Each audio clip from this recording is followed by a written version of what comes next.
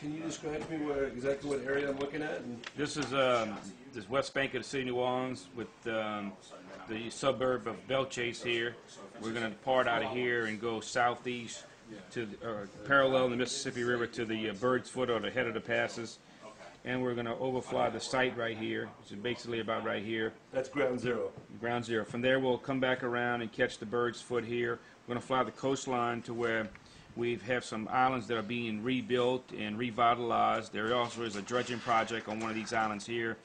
We're going to circle the Barataria estuary area, bay area here, which has had a lot of oil, and on some of the bird rookeries, we'll circle this area here, and then from there we'll proceed back into the New Orleans area. Y'all ready? I'm ready.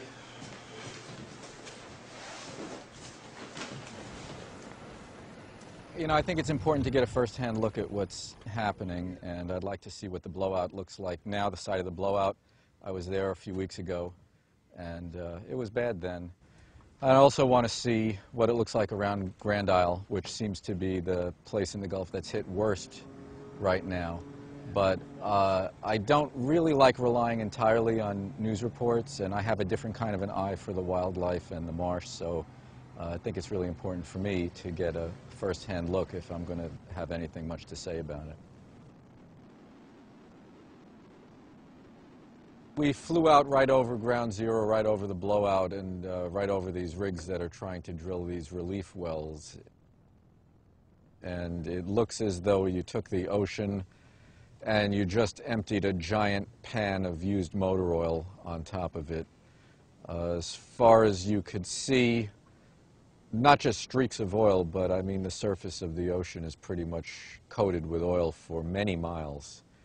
And we were coming sort of in and out of the clouds. The sun was shimmering on the water, but you could see by the streaks that it was an almost unbroken coating of oil for many miles.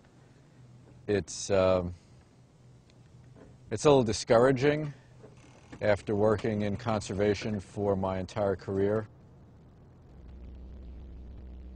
to see that something like this is still even possible. Then it broke up a little bit as we got near shore. Now I'm talking about tens of miles different. But then approaching shore, it got heavy again with big brown blobs and a lot of those sheeny streaks.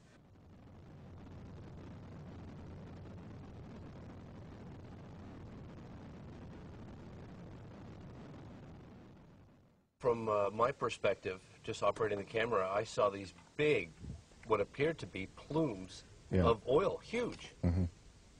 Can you tell me what were those?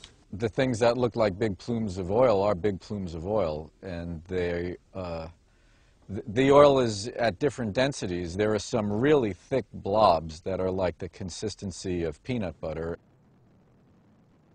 but then there are these thick anacondas of oil that are also snaking their way across the surface.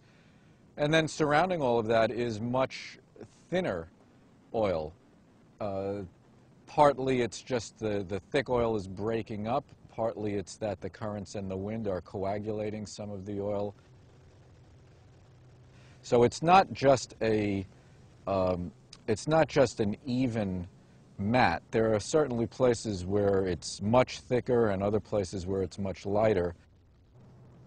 And those places look different. They have different coloration to them, so that's how you can see.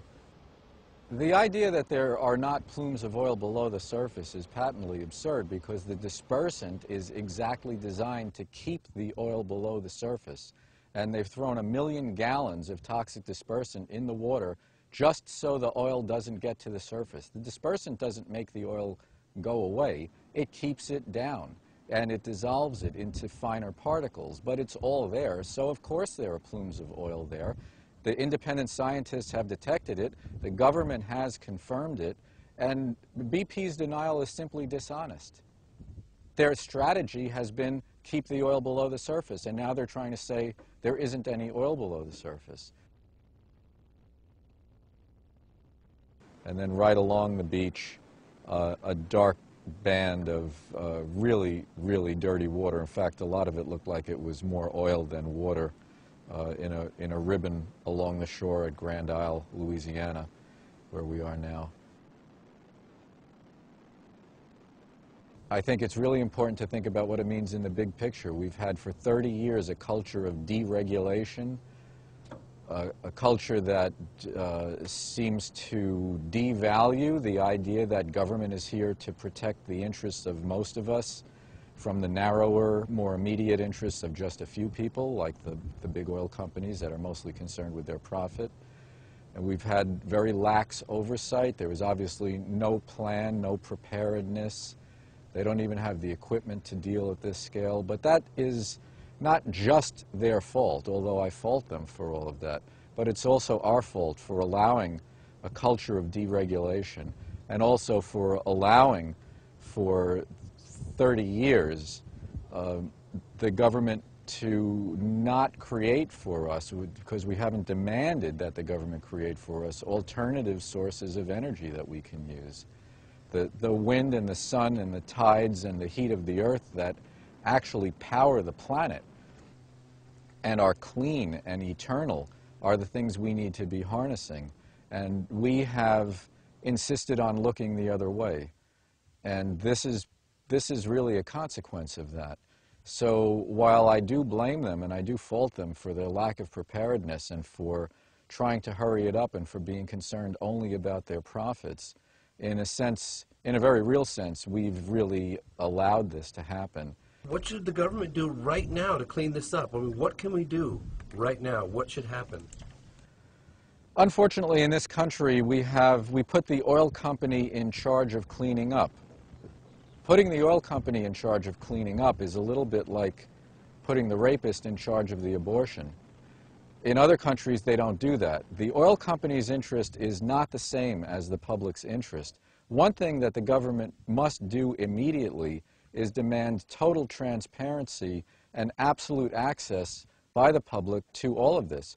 Every one of us who has been down here for even a few days has been turned away from places, has had hassles with the cops and the sheriff departments, has been told that BP doesn't want cameras around.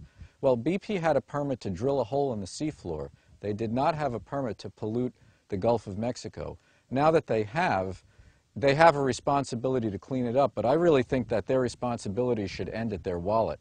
They should pay and pay and pay, but it should be the national responsibility, the federal responsibility to actually mobilize all these consulting firms and keep the public well informed and keep the public eye on things.